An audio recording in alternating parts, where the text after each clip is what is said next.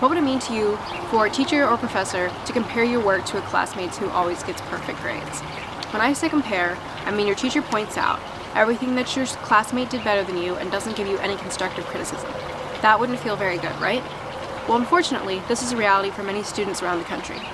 So many teachers haven't been properly instructed on a good way to give their students feedback, and they often end up hurting their students' confidence. We have been lucky enough throughout our art education classes to have had the opportunity to discuss and learn techniques to provide effective feedback for our future students' learning. Within the art classroom, a typical feedback tool utilizes a critique. A critique is a verbal or written discussion used to analyze, describe, and interpret works of art. As part of our art education program here at Miami, we have had to take all of the introduction studio art classes, and within those classes we have participated in lots of critiques for our projects, most very successful and useful. However, we have had a few classes, one in particular, that our teachers didn't do the best job with facilitating the critiques. Now picture this, a class full of young, scared freshmen from all over the art department and one seasoned professional artist of a professor. Now these scared little freshmen, many of whom are in this class today, were gearing up for our first critique with this professor. We were all a little nervous but excited to get some feedback on our first project. We had carefully hung up our work on the wall as our professor watched us. We began to look over our work. We gathered around the wall, unsure of what to expect from this critique. Our professor decided to start at the left side of the wall and go to the right, which we all agreed, thinking this would be easiest since we didn't want to initiate too much as we didn't know the way critiques were handled in this class. Much to our dismay, this particular critique was completely facilitated by our professor, meaning we couldn't get a word in. As a relatively shy person, this didn't seem so bad to me at first, since I disliked talking groups anyways. However, I did like getting to hear peer feedback so I could have more than one person's opinion to build my changes from. Our professor began his critique of the first piece by telling our classmate about just everything she had done wrong, which was slightly alarming to those of us who had yet to go. And then he moved the critique on to the next person. Wait, that was it? No changes? Well, that was that. And then he continued to do the same thing for the next person, not even giving us the chance to speak on our own work. When we got to my work, I was so nervous. I knew my work wasn't anywhere near as good as some of my classmates, and I was so worried about what he would say to me. As I had expected, he came for everything I had done wrong, including the slight bit of paper that my taping had accidentally pulled off. From then on, I was absolutely terrified of critiques with him.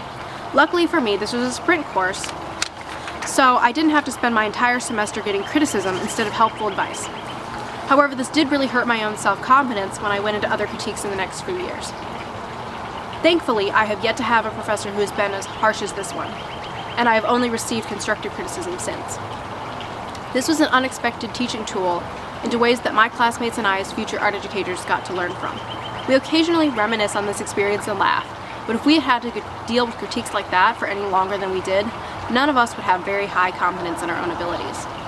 From this, we learned just how important it is for a classroom to be a safe space for our students, because we didn't want them to have an experience that is in any way similar to ours.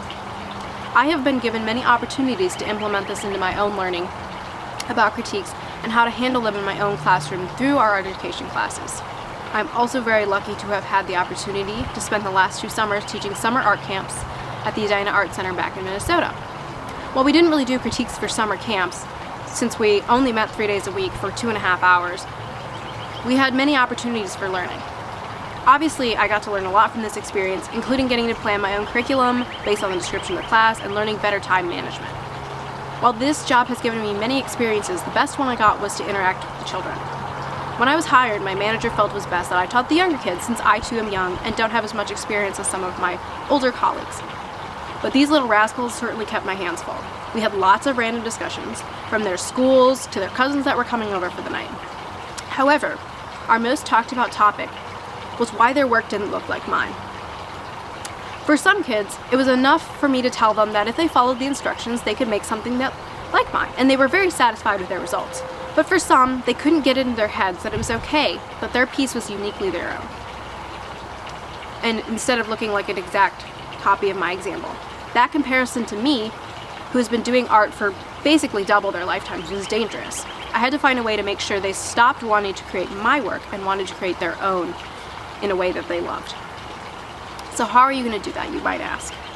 I knew that if I gave up giving examples, they wouldn't understand the prompts that they were supposed to be learning from. So I kept the examples, but instead of using just one, I used multiple. Each example followed the lesson prompt, but with different colors, techniques, or subject areas. This new solution went over well with the kids. Instead of just seeing one work, they had the opportunity to get ideas from multiple places and combine them into their own masterpiece. This worked amazingly, and it was really rewarding to see that my ideas worked. Instead of just trying to recreate my example, they were now taking inspiration from different ones and finally trying to make their own unique works.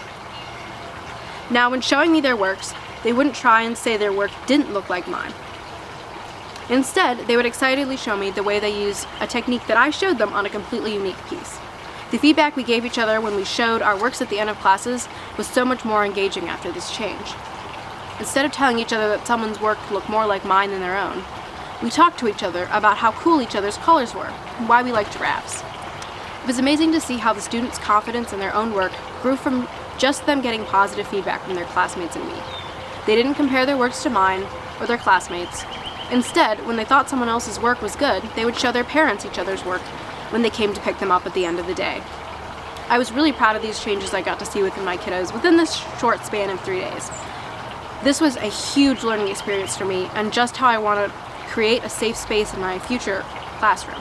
I believe it's so important for students to learn from others, and I believe it's very important for them to find their own happy place in art and for them to receive positive feedback not only from their peers but from their teachers as well.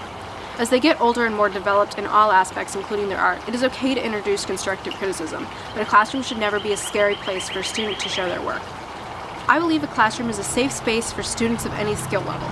No one should ever be brought down because their work doesn't look like a classmate's or their teacher's own example. I want a place where everyone can create work that they are proud of without being scared of what anyone is going to say, and especially not being scared of what their teacher is going to say.